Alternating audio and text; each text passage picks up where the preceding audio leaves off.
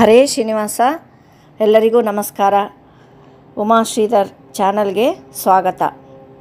ಇಂದು ಮಹತ್ವದ ವಿಷಯ ಅಂದರೆ ಸ್ನಾನದ ಮಹಿಮೆಯನ್ನು ಇವತ್ತು ನಾವು ನೋಡೋಣ.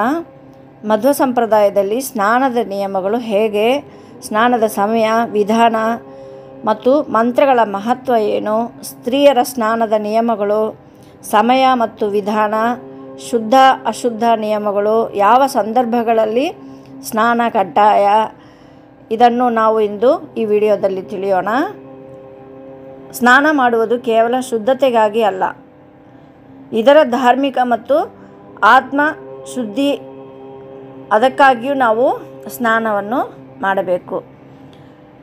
ಯಾವ ಸಮಯ ಅಂದರೆ ಬೆಳಗಿನ ಬ್ರಹ್ಮ ಮುಹೂರ್ತ ಅಂದರೆ 4-4:30ದಿಂದ 6 ಗಂಟೆ ಒಳಗೆ ಬ್ರಹ್ಮ ಮುಹೂರ್ತ ಅಂತ ಹೇಳ್ತಾರೆ. ಆ ಸಮಯ ಅಂದರೆ ಸೂರ್ಯೋದಯಕ್ಕಿಂತ 3 ಗಳಿಗೆ ಮುಂಚೆ ಅಂತ ಹೇಳ್ತಾರೆ. ಈ ಸಮಯದಲ್ಲಿ ಸ್ನಾನ ಮಾಡಿದರೆ ಅದೃಷ್ಟ ವೃದ್ಧಿ. ಅದರಿಂದ ನಾವು ಬ್ರಹ್ಮ ಮುಹೂರ್ತದಲ್ಲಿ ನದಿಯಲ್ಲಿ ಮಾಡಿದರೂ ಸರಿ, ಮನೆಯಲ್ಲಿ ಮಾಡಿದರೂ ಸರಿ, ನಾವು ಬ್ರಹ್ಮ ಮುಹೂರ್ತದಲ್ಲಿ ಸ್ನಾನ ಮಾಡೋದು ತುಂಬ ವಿಶೇಷ.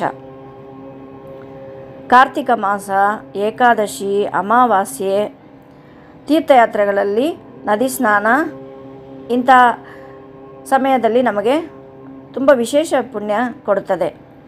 ಆಚಾರ್ಯರು, ಶ್ರೀಮದಾಚಾರ್ಯರು ತೀರ್ಥಯಾತ್ರೆ ಮಾಡುವುದು ಮಾತ್ರವಲ್ಲ, ನದಿ ಸ್ನಾನವು ಅವಶ್ಯವಾದದ್ದು ಹಾಗಂತ ಹೇಳಿದ್ದಾರೆ.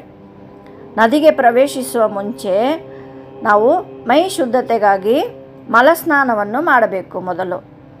ನಂತರ ನದಿ ಸ್ನಾನಕ್ಕೆ ಹೋದರೆ ಹೆಚ್ಚಿನ ಫಲ. ನದಿ ಸ್ನಾನ ಮಾಡಿದರೆ ಪಾಪ ಕಡಿಮೆ ಆಗುತ್ತೆ. ಇದು ನಾವು ಹೇಳೋದಿಲ್ಲ, ವೇದ, ಸ್ಮೃತಿ, ಮಧ್ವ ಗ್ರಂಥಗಳಲ್ಲಿ ಹೇಳಿದೆ. ಮಧ್ವಾಚಾರ್ಯರು ತೀರ್ಥ ಸ್ನಾನವನ್ನು ಶ್ರೇಷ್ಠ ಕರ್ಮ ಎಂದು ವಿವರಿಸಿದ್ದಾರೆ. ನದಿ ಸ್ನಾನ ದೇಹ ಮನಸ್ಸನ್ನು ಶುದ್ಧಗೊಳಿಸುತ್ತದೆ, ಸತ್ವಗುಣ ಹೆಚ್ಚಿಸುತ್ತದೆ. ಇದರಿಂದ ಆಧ್ಯಾತ್ಮಿಕ ಶಕ್ತಿ ಹೆಚ್ಚಾಗುತ್ತೆ. ಸ್ನಾನಕ್ಕಿಂತ ಮುಂಚೆ ನಾವು ಹರಿನಾಮ ಸ್ಮರಣೆ ಮಾಡಬೇಕು. ಸ್ನಾನಕ್ಕೆ ಮುಂಚೆ ನಾಮ ಮುದ್ರೆಗಳ ಧಾರಣೆ ಮಾಡಬಹುದು. ಕೆಲವು ಗ್ರಂಥಗಳಲ್ಲಿ ಸ್ನಾನದ ಮುಂಚೆ ಮುದ್ರೆಗಳು ಧರಿಸಿದರೆ ಜಲಸ್ನಾನದಿಂದ ಶುದ್ಧತೆ ಕಾಪಾಡಲು ಕಷ್ಟ ಆಗಬಹುದು ಎಂದು ಸೂಚಿಸಲಾಗಿದೆ. ಆದ್ದರಿಂದ ನದಿ ಸ್ನಾನ ಮಾಡಿದ ನಂತರ ನದಿ ತೀರದಲ್ಲಿ ಕುಳಿತು ಉದ್ವ, ಪುಂಡ್ರ ಹಾಗೂ ನಾಮಮುದ್ರೆಗಳನ್ನು ಪುನಃ ಧರಿಸುವುದೇ ಶ್ರೇಷ್ಠವಾಗಿದೆ. ನಾಮಮುದ್ರೆಗಳ ಹಚ್ಚುವುದು ಸ್ನಾನಕ್ಕಿಂತ ನಂತರವೇ ಶ್ರೇಯಸ್ಕರ. ಅದರಿಂದ ನಾವು ಸ್ನಾನ ಆದ ನಂತರವೇ ನಾವು ನಾಮಮುದ್ರೆಗಳನ್ನು ಹಚ್ಚಬಹುದು. ಸ್ನಾನಕ್ಕೆ ಮುಂಚೆ ನಾವು ಹಚ್ಚಬೇಕು ಅಂತ ಅವಶ್ಯ ಇಲ್ಲ. ಹಚ್ಚಿದರೂ ತಪ್ಪೇನಿಲ್ಲ. ಕೆಲವರು ಹಚ್ಚುತ್ತಾರೆ, ಅದರಿಂದ ಅದು ತಪ್ಪು ಅಂತಲೂ ಆಗೋದಿಲ್ಲ, ಹಚ್ಚಬಹುದು. ಸ್ನಾನದ ಮುಂಚೆ ಹಚ್ಚಿದರೂ ಸ್ನಾನ ನಂತರ ಪುನಃ ಧರಿಸುವುದು ಶಾಸ್ತ್ರೋಕ್ತ. ಸ್ನಾನಕ್ಕಿಂತ ಮುಂಚೆ ಕಡ್ಡಾಯವಾಗಿ ಸಂಕಲ್ಪ ಮಾಡಬೇಕು. ಸಂಕಲ್ಪ ಸಹಿತ ನಾವು ಸ್ನಾನ ಮಾಡಿದರೇ ನಮಗೆ ಫಲ. ಗಂಗಾದಿ ತೀರ್ಥಗಳಲ್ಲಿ ಸ್ನಾನ ಮಾಡುವುದರಿಂದ ದೇವರು, ಗುರುಗಳು ಮತ್ತು ಪಿತೃಗಳು ತೃಪ್ತಿಗೊಳ್ಳುತ್ತಾರೆ. ಅದರಿಂದ ನಾವು ಸಂಕಲ್ಪ ಸಹಿತ ತೀರ್ಥಗಳಲ್ಲಿ ದಿನನಿತ್ಯ ನಾವು ಮನೆಯಲ್ಲಿ ಸ್ನಾನ ಮಾಡುವಾಗಲೂ ನಾವು ಕಡ್ಡಾಯವಾಗಿ ಸಂಕಲ್ಪ ಸಹಿತಲೇ ನಾವು ಸ್ನಾನ ಮಾಡಬೇಕು. ಸ್ನಾನದ ವೇಳೆ ಗಂಗೆ ಚ ಯಮುನೆ ಚೈವ ಗೋದಾವರಿ ಸರಸ್ವತಿ ನರ್ಮದೆ ಸಿಂಧು ಕಾವೇರಿ ಜಲೇಸ್ಮಿನ್ ಸನ್ನಿಧಿಂ ಕುರು ಅಂತ ಸ್ಮರಿಸುತ್ತಾ ಸ್ನಾನ ಮಾಡಬೇಕು. ನದಿ ಸ್ನಾನದ ವಿಧಾನ ಏನಂದರೆ, ನದಿ ಪ್ರವೇಶಿಸಿ 3 ಬಾರಿ ಮುಳುಗಬೇಕು. ನದಿಯ ಮಧ್ಯಭಾಗದಲ್ಲಿ ಸ್ನಾನ ಮಾಡಿದರೆ ತುಂಬ ಶ್ರೇಷ್ಠ ಅಂತ ಶಾಸ್ತ್ರ ಹೇಳುತ್ತದೆ. ಸ್ನಾನದ ಸಮಯದಲ್ಲಿ ಹರಿನಾಮ ಸ್ಮರಣೆ ಯಾವಾಗಲೂ ನಾವು ಸ್ನಾನ ಮಾಡೋದು ಮೈ ಕೊಳೆ ಹೋಗಲಿಕ್ಕೆ ಅಲ್ಲ, ಮನಶುದ್ಧಿಗಾಗಿ ಅಂತ ನಾವು ಹರಿನಾಮ ಸ್ಮರಣೆ ಮಾಡುತ್ತಾ ಸ್ನಾನ ಮಾಡಬೇಕು. ಅಚ್ಯುತಾಯ ನಮಃ, ಅನಂತಾಯ ನಮಃ, ಗೋವಿಂದಾಯ ನಮಃ ಅಂತ ನಾಮಸ್ಮರಣೆ ನಾವು ಮಾಡ್ತಾ ಇರಬೇಕು. ಗಂಗಾದಿ ನದಿ ತೀರ್ಥಗಳಲ್ಲಿ ಸ್ನಾನ ಮಾಡುವಾಗ ಆ ನದಿಗಳ ಮಂತ್ರವನ್ನು ಹೇಳಿ ಅರ್ಘ್ಯ ಕೊಡುವುದು ಶ್ರೇಷ್ಠ. ನದಿ ಸ್ನಾನ ಶ್ರೇಷ್ಠ, ಆದರೆ ಶೌಚವನ್ನು ಕಾಪಾಡಬೇಕು. ಅಂದರೆ ಶುದ್ಧವಾಗಿ ನದಿಗಳನ್ನು ನಾವು ಇಟ್ಟುಕೊಂಡಿರಬೇಕು ಅಲ್ವಾ. ನದಿ ನೀರನ್ನು ಅಪವಿತ್ರಗೊಳಿಸಬಾರದು. ಪ್ಲಾಸ್ಟಿಕ್ಕು, ಕಸದ ವಸ್ತು, ಹಳೆ ಬಟ್ಟೆ ಈ ಥರ ವಸ್ತುಗಳನ್ನು ನಾವು ನದಿಯಲ್ಲಿ ಹಾಕಬಾರದು. ಪುರುಷರು ಪ್ರದಕ್ಷಿಣೆ ಮಾಡಿ ನದಿಗೆ ನಮಸ್ಕಾರ ಮಾಡಬೇಕು. ಸ್ತ್ರೀಯರು ನದಿ ತಟದಲ್ಲಿ ಅಂದರೆ ತೀರದ ಬಳಿ ನಿಂತು ನಾವು ಪ್ರಾರ್ಥನೆ ಮಾಡಬಹುದು. ಪುರುಷರು ಶುದ್ಧವಾದ ವಸ್ತ್ರ ಧರಿಸಿ ನೂತನ ಊರ್ಧ್ವ ಪುಂಡ್ರ ಧರಿಸಿ ನಾಮಮುದ್ರೆ ಹಚ್ಚಬೇಕು. ಸ್ತ್ರೀಯರು ಸಹ ಊರ್ಧ್ವ ಪುಂಡ್ರ ಧರಿಸಿ ನಾಮಮುದ್ರೆ ಕುಂಕುಮ ಧಾರಣೆ ಮಾಡಬೇಕು. ಸ್ನಾನದ ನಂತರ ತೀರ್ಥ ಸೇವನೆ ಮಾಡಬೇಕು. ಸ್ನಾನದ ನಂತರ ತರ್ಪಣ, ಜಪ, ಹೋಮ, ಗೋದಾನ, ಬ್ರಾಹ್ಮಣ ಭೋಜನ ಇವೆಲ್ಲವೂ ಶ್ರೇಷ್ಠವಾದದ್ದು. ನದಿ ತೀರದಲ್ಲಿ ಶ್ರೀ ಹರಿಯ ಪೂಜೆ ಮಾಡಿದರೆ ತುಂಬ ವಿಶೇಷ ಪುಣ್ಯಕರ.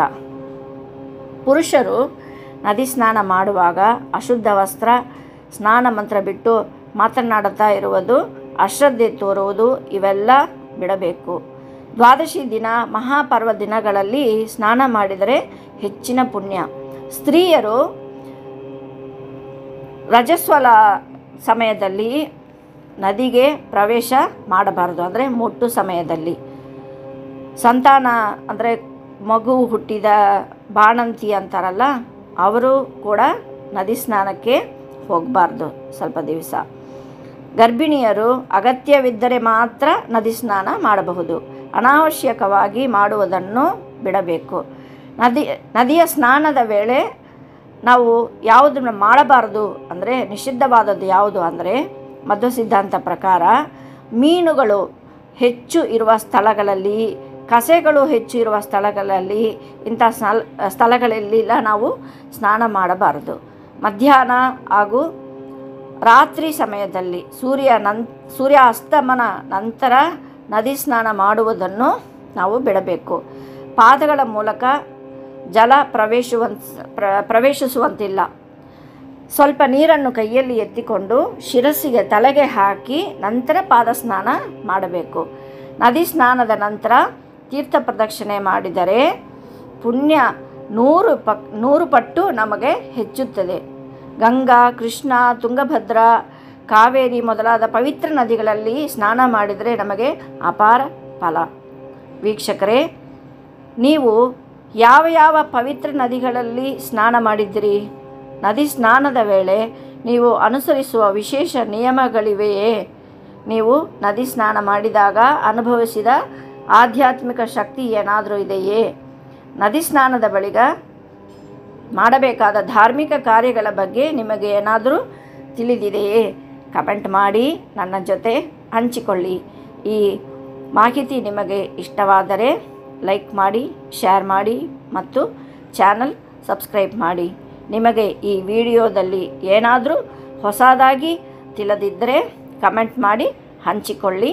ನಮ್ಮ ಮುಂದಿನ ವಿಡಿಯೋದಲ್ಲಿ ಮಧ್ವ ಸಂಪ್ರದಾಯದ ಇನ್ನೊಂದು ವಿಶೇಷ ವಿಷಯವನ್ನು ತರ್ತೀನಿ. ಅದಕ್ಕಾಗಿ ವೆಯ್ಟ್ ಮಾಡಿ. ಹರೇ ಶ್ರೀನಿವಾಸ. ಶ್ರೀಕೃಷ್ಣಾರ್ಪಣಮಸ್ತು.